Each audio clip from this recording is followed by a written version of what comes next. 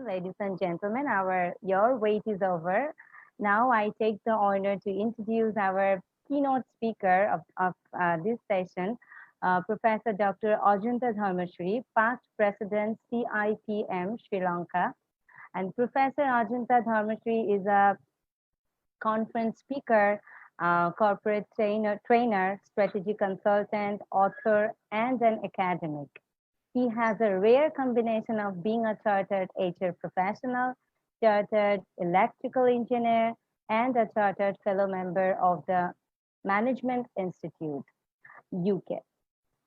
He is the director and chairman of the board of management of Postgraduate Institute of Management, PIM, University of Sri Jayawardhanpura, and he is a past president of Chartered Institute of Personal Management, CIPM, and Sri Lanka. And he was a vice president of Asia Pacific Federation of Human Resource Management. He is an adjunct professor at Price College of Business, University of Oklahoma. He carries 3 decades of private and public sector experience, including Unilever and Nestle, with consultancy agencies in Asia, Africa, and Middle East. He has transitioned himself from being an engineer of electrical to an engineer of heart and mind. So yes, I took the advantage and opportunity to introduce him. Now I would like to welcome Professor Dr. Ajunta to present his keynote presentation on HR for team building. So Professor Ajunta, the floor is yours now. Thank you very much for the wonderful opportunity, and thank you for the nice introduction. Ayubowan, that's how we treat and greet one another in Sri Lanka, meaning may you have a good, may you have a long life. I think that greeting is far more relevant to these pandemic times than any other times. So I'm very happy that FBHRO invited me, and I have this wonderful opportunity of virtually connecting with my Bangladeshi friends. And we are going through a tough time, but they say tough times never last, but tough people do. So that's the role for all of us. So you can see PIM, Price, CMI, and CIPM, and I'm the common I in all those 4 because I involved in all those 4 institutes. So let me invite you to join me in a thought sharing process with few slides. And I'm relieved as the last batsman of the innings. I see the numbers are dwindling with regard to the participation. So people expect least from the last batsman in a game of cricket. So that means I don't have to do anything extra. I just have to keep the wicket safe.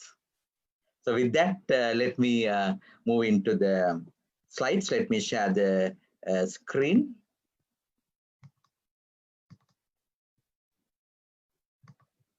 I hope all of you all can see my screen. Good, okay.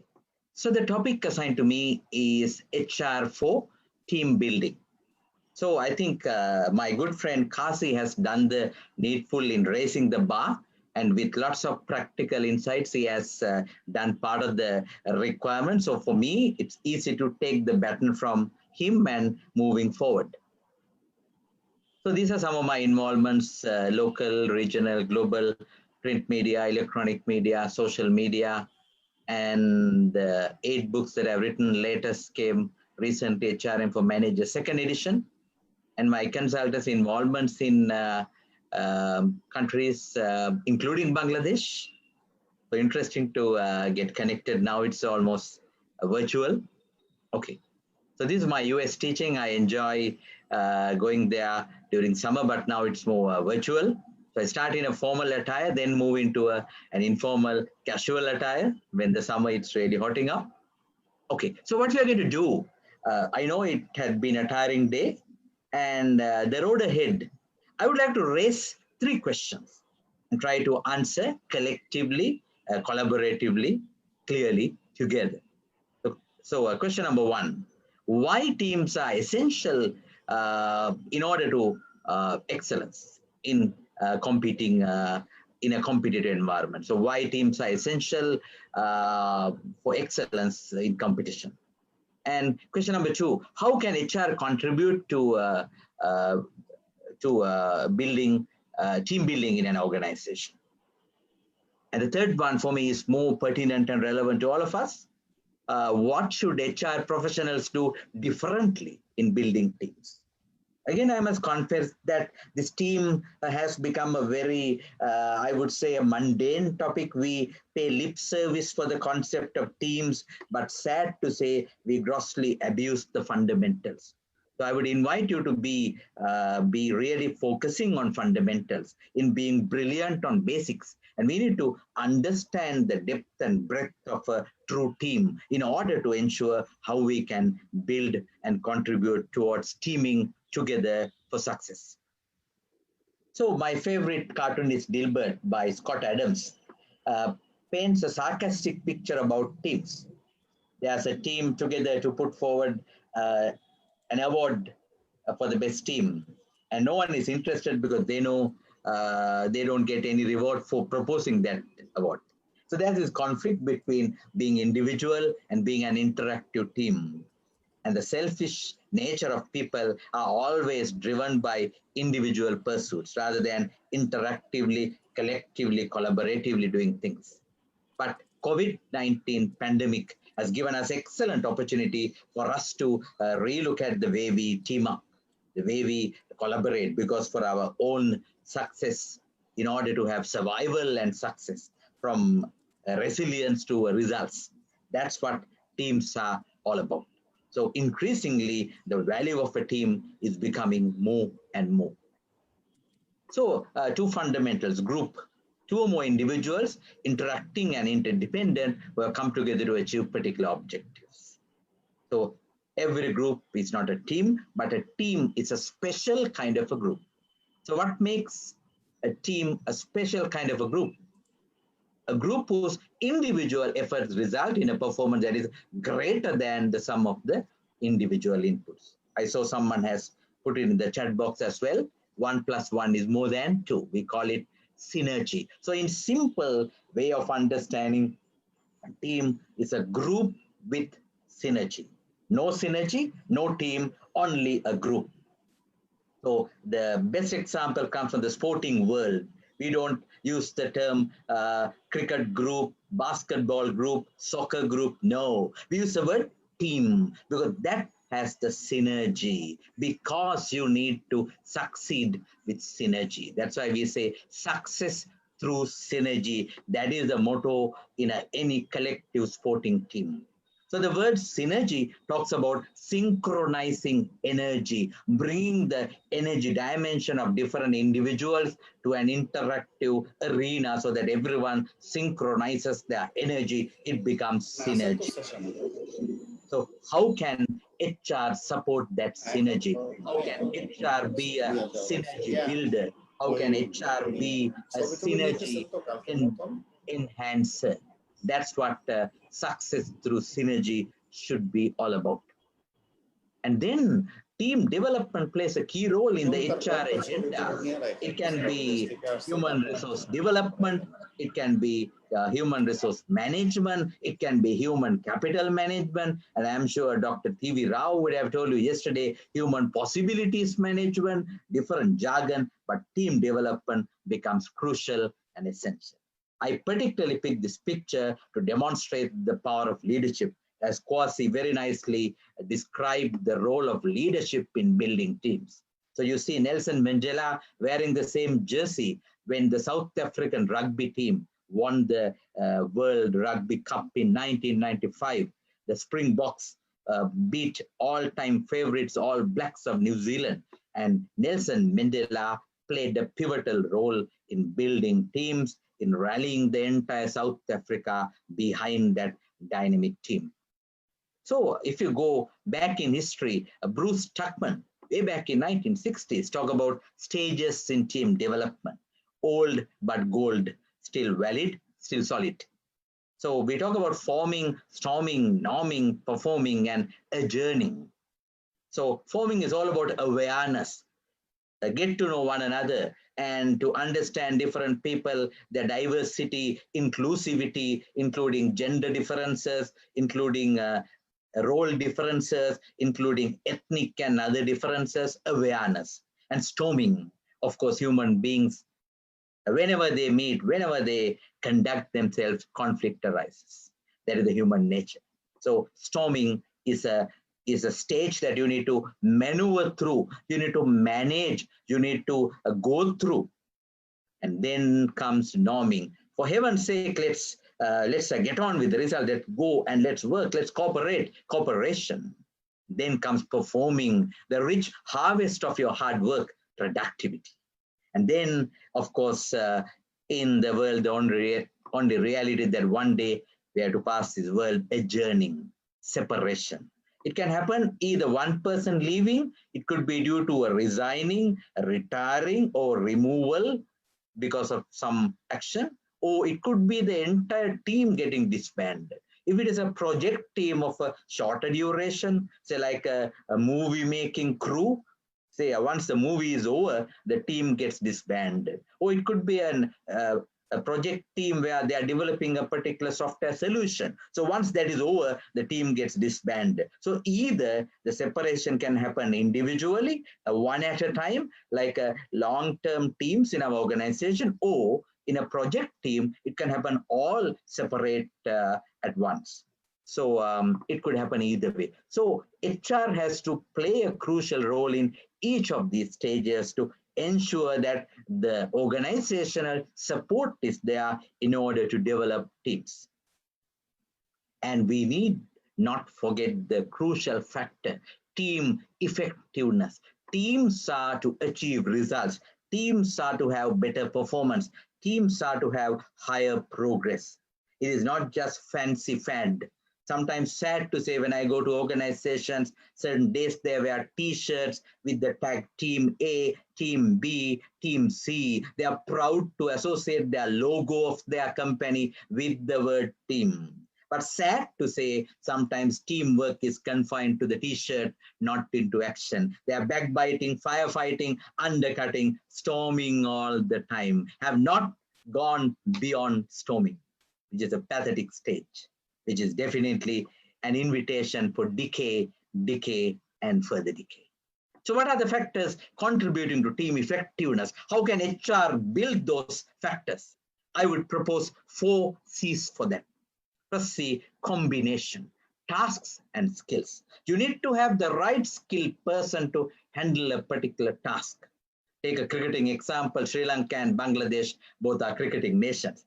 If you put an opening batsman, if you put a fast bowler as an opening batsman, it might not be the right combination. If you put the opening batsman as the opening bowler, it would again not be the right combination. So task should match the skill. Task, skill, match. That combination ensures that the team is becoming effective, achieving the desired results.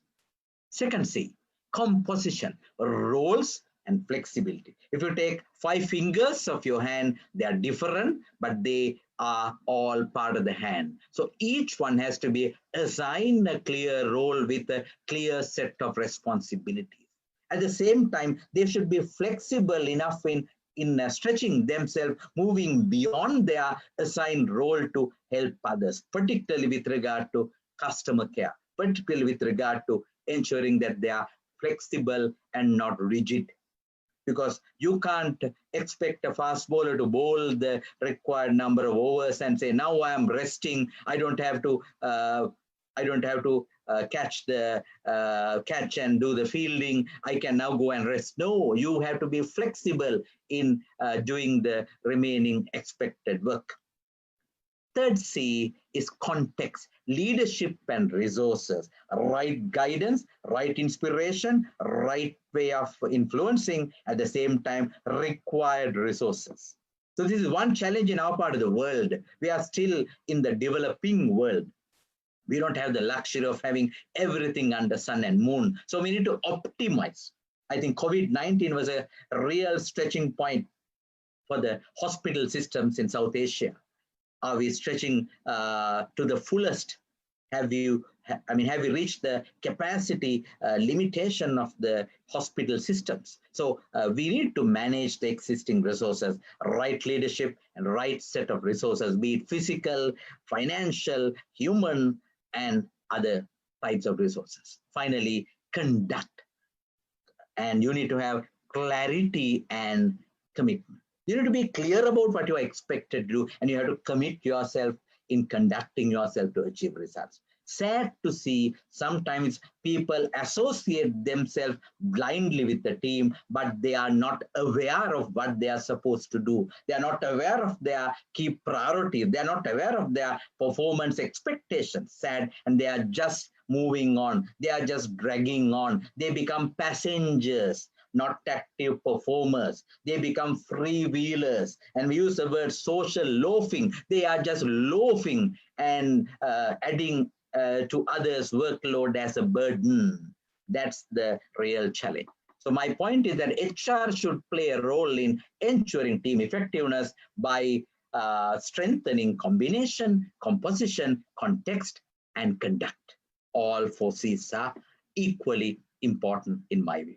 Think about how they are relevant to your current organization and pick one that is more acute with regard to your organization. That could be a good takeaway. How to strengthen, how to fine tune, how to improve that particular C out of the four C's. In moving ahead, the crucial fact of team roles. This is where HR can add a lot of value at the time of recruitment, at the time of performance assessment, at the time of assigning job responsibilities and assigning a particular task, team roles. And we are living in a diverse world. Different people are good at different things. So there's a natural orientation for each individual to play a particular role. So this was vastly researched, and the credit should go to Dr. Meredith Belbin, and he came up with Belbin's team roles based on his extensive observations and conclusions. So we identify 9 different team roles proposed by Dr. Meredith Belbin. And at the time of recruitment, there's a detailed questionnaire. You can check which role is naturally played by a particular prospective employee, a particular job candidate. And then we can assign a particular job which needs that particular role. So let me elaborate further on these 9 different roles. So the easiest way is to further segregating them. So let me put them into 3 broad categories: action-oriented, people-oriented, and thought-oriented. So action-oriented roles, we can identify shaper. You shape others' ideas, fine-tune them, implement. You go ahead in doing something and complete a finisher. Sad to say, we see a lot of people who are big starters, but not necessarily big finishers. So someone should have the patience, passion, and performance in order to finish something, complete a finish. Very important role. Second category, people-oriented. Coordinator, team worker, resource investigator. You coordinate others' work and you put yourself into working together as a team worker, and you investigate the required resources available versus really required, and whether you need to strengthen that and so on, resource investigation. Third category, thought-oriented. You have plant. Plant doesn't mean a mechanical plant. Plant means a biological plant. It is the idea generation, creativity is at the helm. And then you have a monitor, evaluator. You play an auditor's role in reviewing, evaluating, are we on the right track, planned versus actual results. And of course, the specialist who brings the rare expertise with regard to a particular selected discipline. So we need all 9 roles. But in a given team, you might pick and choose based on the team's expectations, team's aims, team's objective. This is where HR can play a critical role. I know a leading multinational where I was also working, where at the time of recruitment, they know very well that where the vacant job, what is the particular Belbin team role that they're expecting. And at the recruitment, they assess the candidates and they look at the match between task and talent, person and position, individual and the institution. They have that match, they have that fix, they have that proper searching to pick the right person. That's a key role that HR should play. So in summing up, HR contribution, I would like to put into three broad categories: strategic response, structural response, and situational response. So HR should have a holistic view about the organization. I think the Economist magazine reported recently, in the COVID-19 pandemic, one profession that has really come to the limelight is HR. HR professionals' role is getting increasingly crucial, increasingly critical, increasingly clear with regard to the response you need to a planetary pandemic like COVID-19. So a strategic response, how to build teams. In a crisis, you can't have individuals to do things the way they want. You have to have interactive approach. You need to have integrated approach. You need to have intertwined set of objectives. So you need to have a clear strategic response. That's where the HR contribution is at the helm. HR should, I believe, always should be at the top and not necessarily at the top. It is always a strategic response that you need to ensure. And then, of course, the structural response. Gone are the days where we had tall hierarchies, from the director to the driver, layer by layer by layer, huge, tall structures. Now the world is moving more towards flattening, flatter structures, team-based structures, networking structures. So HR, being the organizational designer, organizational development architect, should have a structural response, more team-based structures, more team-oriented structures, more team-focused network structures with clearly identified responsibilities, clearly identified accountabilities, clearly connecting everyone with a broad set of organizational objectives with key performance indicators. So let me repeat: KPIs, key performance indicators, because in some organizations, they become key political indicators. They are being changed, they are being maneuvered, they are being altered based on the whims and fancies of some people. No, it has to be key performance indicators. And the third one is where I want to dwell further: situational response. So as we know, change is the only permanent reality in the whole world. And we talk about VUCA world, volatile, uncertain, complex, and ambiguous world. The response to VUCA 1.0 should be VUCA 2.0. Situational response: vision, understanding, confidence, and agility.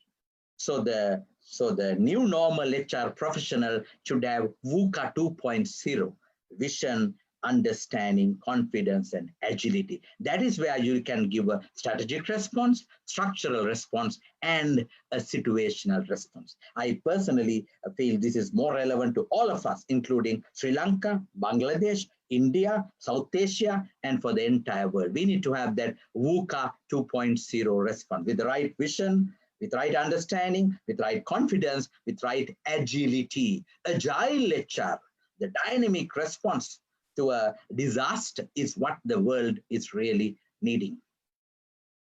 So moving ahead. So let me share my simple model. I'm happy to share my models because I'm a model developer as a researcher, as an academic. So I would rather be happy, like my 7G framework of HRM, I would like to share my model for progress. I would call it sweet spot of progress. Sweet spot of progress.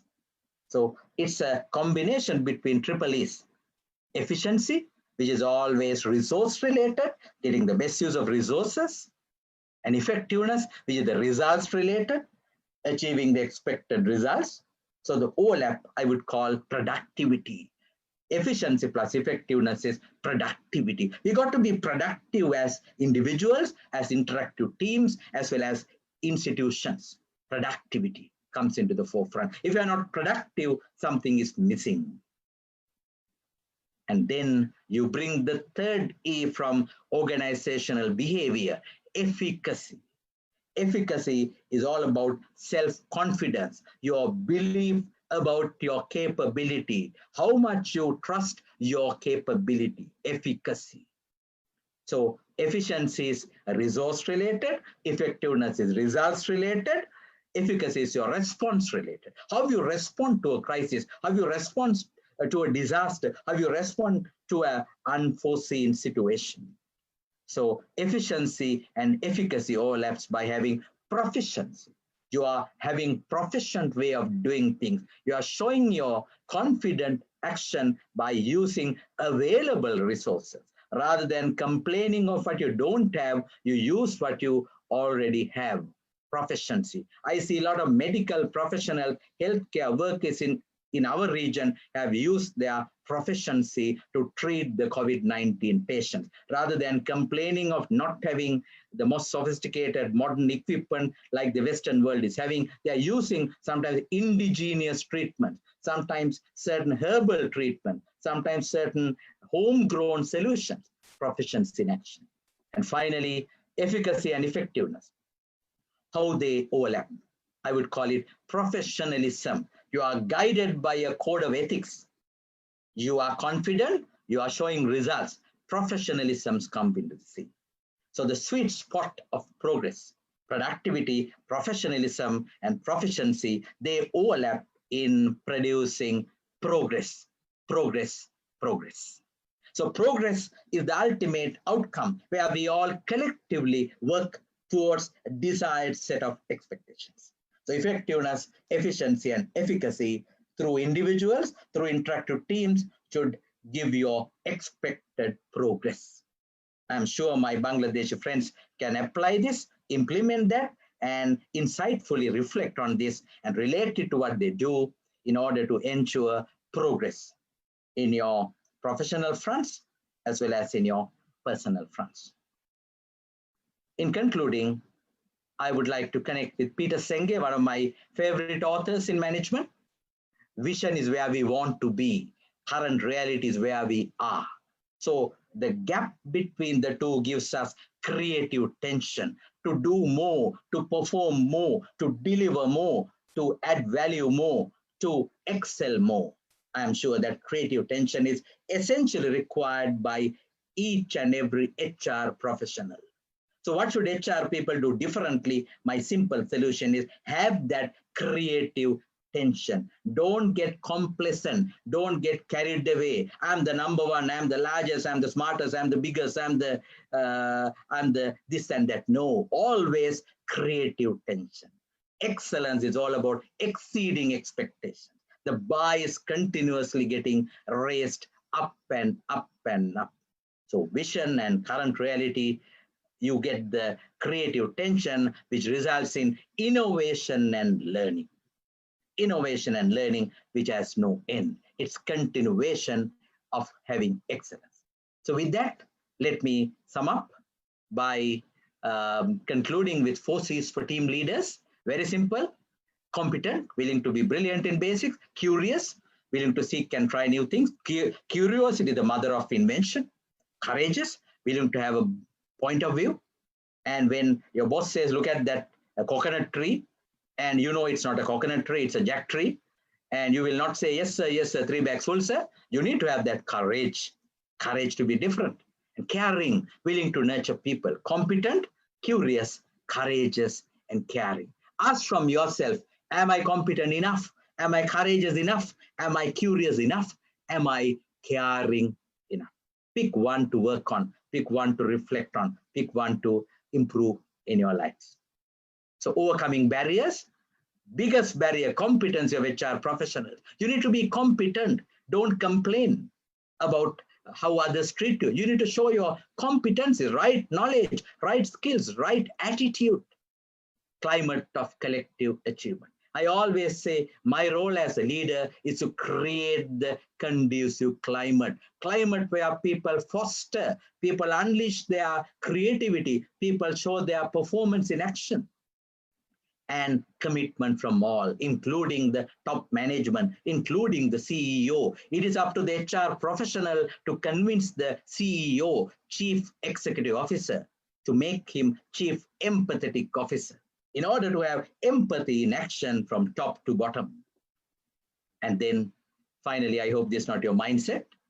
And if the organizers permit, I can entertain a few questions. I know it's rather late in the night as well, and I hope you have picked up something from my brief thought sharing. I'm sorry I did not use any Bengali because rather than trying to get into troubled water, I thought I'm confident in English and I'm comfortable in English. Okay, so my invitation is for you to reflect and to refresh. I have given you plenty of food to reflect and to refresh in order to achieve a refreshingly new results. So remember, we should not forget what you have learned as children. The journey continues. How birds fly. Birds of a feather flock together.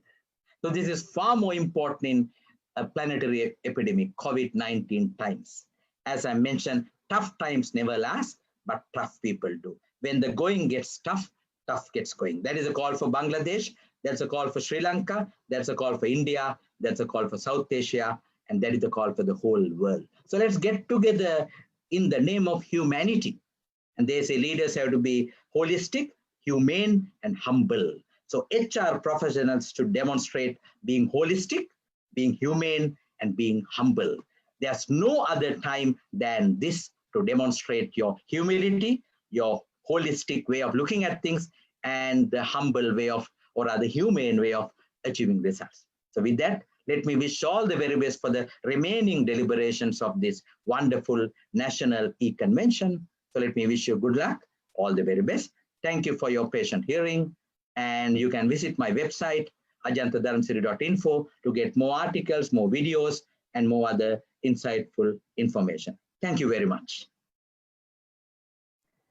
So thank you very much, Dr. Ajanta. That was wonderful session. That was very much informative and technical, I must say. So we have actually learned lots of things from your session. I hope our audience also enjoyed it. So thank you for your wonderful presentation and joining this event.